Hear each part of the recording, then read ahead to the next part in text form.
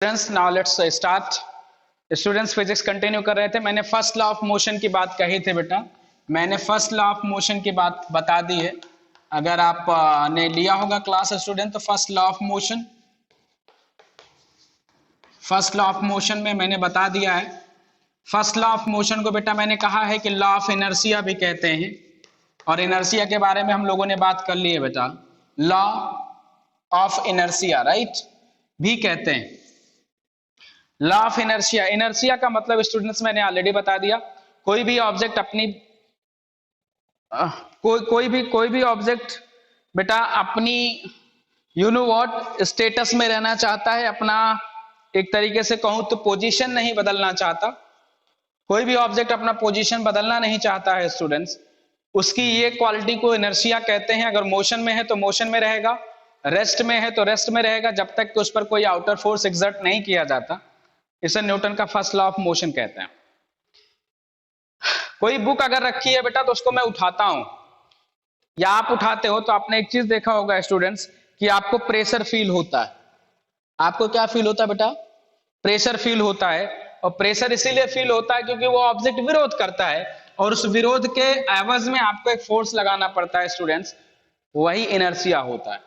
तो first law of motion की बात हम लोगों ने कर ली है बेटा, Newton first law of motion की बात हमने कर ली। आइए सेकेंड लॉ ऑफ मोशन की बात करेंगे स्टूडेंट्स। स्टूडेंट्स आइए हम न्यूटन के सेकेंड लॉ ऑफ मोशन की बात करेंगे, ठीक है? क्लियर हो रही बात? सेकेंड लॉ ऑफ मोशन की बात करेंगे, लेकिन उसके पहले कुछ चीजें और देख लेते हैं बेटा, दैट इज वेरी इंपॉर्टेंट, ठीक है ना? कुछ हम लोगों ने बात बेटा फर्स्ट लॉ ऑफ मोशन के बाद एक हमने इक्वेशन ऑफ मोशन की बात हमने किया था बेटा, तीन तरीके के इक्वेशन ऑफ मोशन की बात किया था जो लीनियर मोशन के बारे में है। किसके बारे में है? लीनियर मोशन के बारे में। हमने तीन इक्वेशन ऑफ मोशन को पढ़ा है। पहला v बराबर हमने क्या पढ़ा बेटा? u प्लस ए टी पढ़ा हुआ है स्टूडेंट्स। पहले हमने पढ़ा है v equal to u plus a t, हमने v equal to u plus a t पहले पढ़ा हुआ है। सेकेंड हमने पढ़ा है s बराबर क्या? U T plus half A T square पढ़ा हुआ है। तीसरा स्टूडेंट्स हमने पढ़ा है v square minus u square बराबर 2as। ये linear equation, Newton's equation of motion, या इसी को बेटा लीनियर इक्वेशन कहा जाता है, लीनियर इक्वेशन ऑफ मोशन भी कहते हैं। याद रखिएगा लीनियर इक्वेशन ऑफ मोशन भी कहा जाता है बेटा। ये अगर आपसे पूछा जाएगा लीनियर इक्वेशन ऑफ मोशन क्या होता है, तब आप ये लगा देंगे। क्लियर हो रही है? फिर से एक बार इसको लिख लीजिएगा। इसी में बेटा मैं आपको बता दूं स्टूडेंट, तो v जो होता है वो फाइनल वेलोसिटी है, फाइनल वेलोसिटी है। u जो होता है बेटा वो इनिशियल वेलोसिटी है। a जो होता है स्टूडेंट वो एक्सेलरेशन है।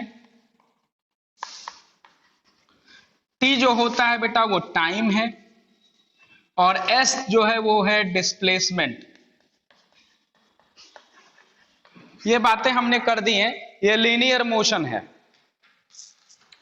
कैसा है बेटा ये? दिस कोई बात नहीं, वीडियो जाएगा बेटा, जिसको नहीं दिख रहा उसको वीडियो भी मिलेगा, ठीक है? जिसे बोर्ड क्लियर नहीं दिख रहा उसको वीडियो भी मिलेगा, चिंता की बात नहीं। तो ये लीनियर इक्वेशन ऑफ मोशन है बेटा, इसे Newton's linear equation of motion भी कहा जा सकता है। लीनियर इक्वेशन, ये लीनियर इक्वेशन ऑफ मोशन भी है। इसी में थोड़ी बात हम और जोड़ना चाहेंगे। अगली एक हेडिंग डाल दीजिएगा, ये लीनियर में नोट करिएगा। एक अगली हेडिंग स्टूडेंट्स नोट करेंगे हम लोग,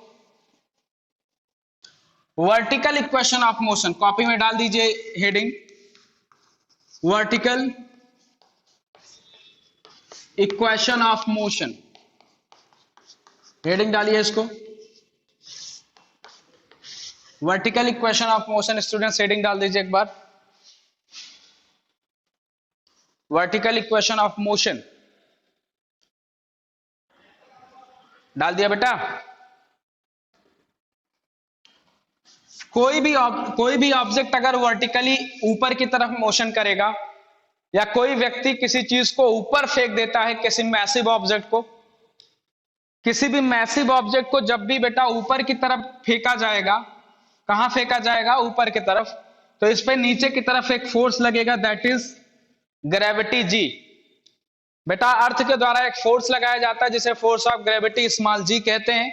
अगर ऑब्जेक्ट ऊपर की तरफ फेंका जा रहा है तो एक फोर्स नीचे की तरफ लगेगा।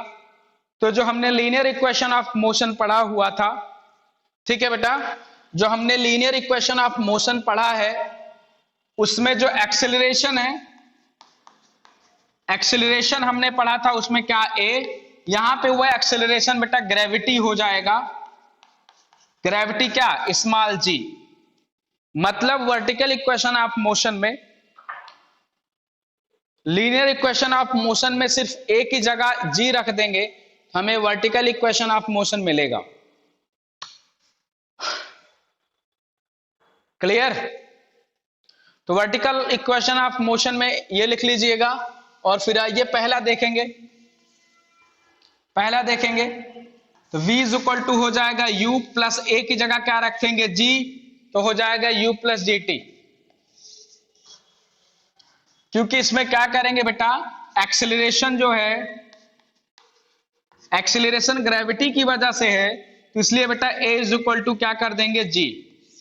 ये चीज याद रखिएगा, a जहां पे है लीनियर इक्वेशन ऑफ मोशन में, जहां पे a है वहां पे हम लोग g कर देंगे। दूसरा जो हम लोगों ने लिखा था s बराबर है u t plus half, a की जगह g हो जाएगा और t का स्क्वायर। ये सेकंड वाला है बेटा, second vertical equation of motion, second vertical equation of motion.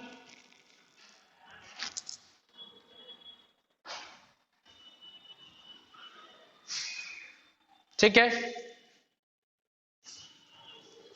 तीसरा लिखेंगे स्टूडेंट, हम लोगों ने तीसरा क्या पढ़ा है, v square minus u square बराबर 2as।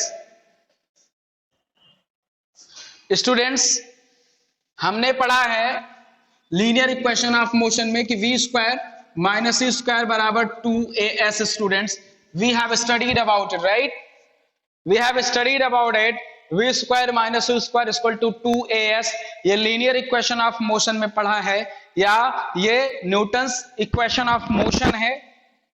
जब हम वर्टिकली बात करेंगे, इसको वर्टिकल इक्वेशन ऑफ मोशन में बदल देंगे, तो ए की जगह हो जाएगा क्या जी, और एस क्या है डिस्प्लेसमेंट। लेकिन यहां वर्टिकल डिस्प्लेसमेंट होगा बेटा, ऊपर की तरफ अगर हम ऑब्जेक्ट को फेंकेंगे, मान लीजिए किसी हाइट तक ये जाएगा, मानते हैं वो हाइट h है, इसमें थोड़ा बदल जाएगा और ये हो जाएगा v square minus u square बराबर 2gh।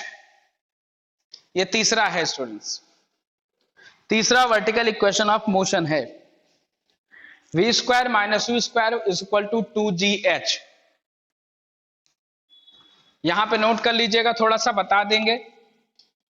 जो s है, s मतलब क्या, डिस्प्लेसमेंट। डिस्प्लेसमेंट जो आपका s है बेटा, वो एक्सचेंज हो जाएगा किससे, h। h क्या है, वर्टिकल हाइट है, वर्टिकल हाइट है। ऑब्जेक्ट को ऊपर की तरफ फेंकेंगे, मान लेते हैं ये h ऊंचाई तक जाएगा बेटा, तो ये जो h हाइट हो जाएगी, ठीक है, वर्टिकल हाइट। आई होप कि आपको बात समझ में आ गई होगी।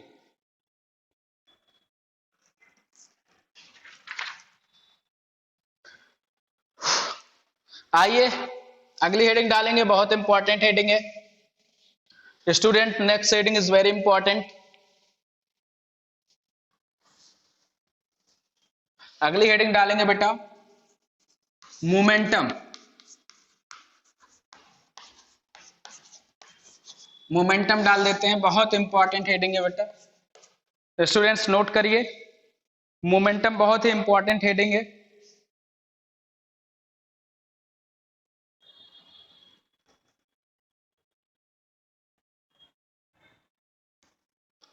आइए लिख लेते हैं।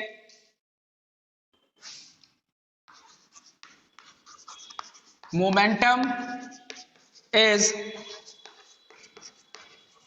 Defined as the product of mass and velocity of any object। Mass और वेलोसिटी का प्रोडक्ट बेटा मोमेंटम होता है। मास और वेलोसिटी का जो प्रोडक्ट होगा, प्रोडक्ट मतलब मल्टीप्लिकेशन, वो मोमेंटम होगा। लिखेंगे this is denoted by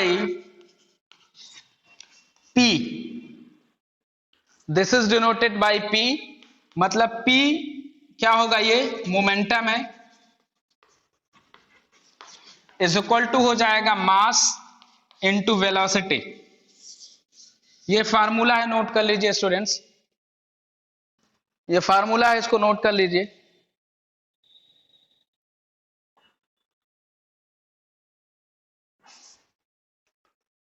ये फार्मूला है, इसको नोट करिए।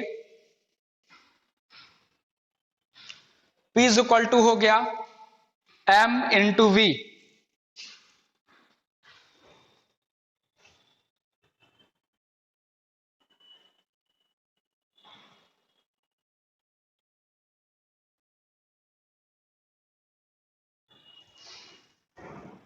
ठीक है,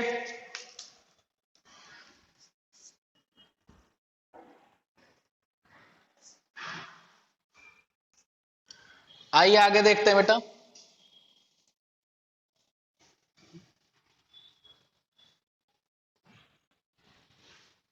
आइए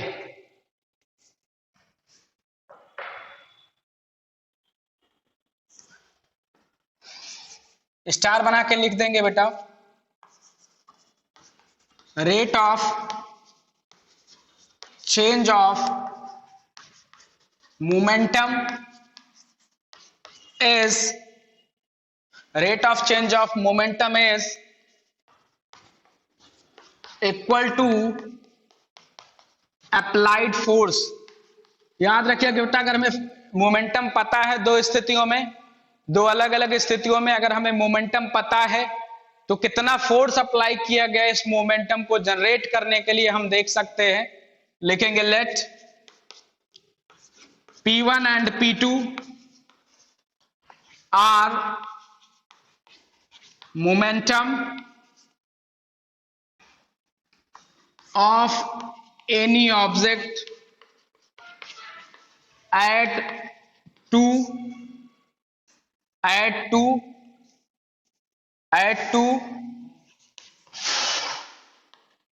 different situation, at two different situation, then F is equal to P2 minus P1 by T बेटा, P2 minus P1 by T।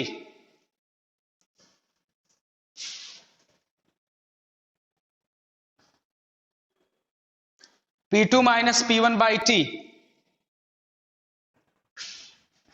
मतलब change in momentum upon time. ठीक है, change in momentum upon time F। कितना minute हुआ?